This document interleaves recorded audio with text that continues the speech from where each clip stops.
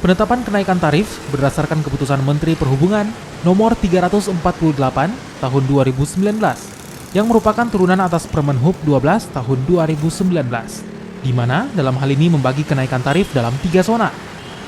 Untuk Sulawesi Selatan, masuk dalam zona 3 di mana tarif dasar dimulai 2.100 hingga 2.600 per kilometer dengan biaya minimal 7.000 hingga 10.000 rupiah. Meski kenaikan tarif ojek online akan diberlakukan oleh Kementerian Perhubungan, namun Gojek memastikan, khusus untuk Kota Makassar tidak ada kenaikan tarif. Ini dikarenakan tarif Gojek di Kota Makassar telah dinaikkan pada periode Mei 2019 lalu.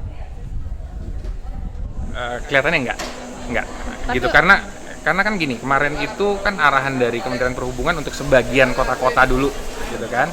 Cuman Kementerian Perhubungan emang pengen melihat dulu nih kondisinya gimana dalam beberapa hari ke depan, dalam beberapa minggu depan.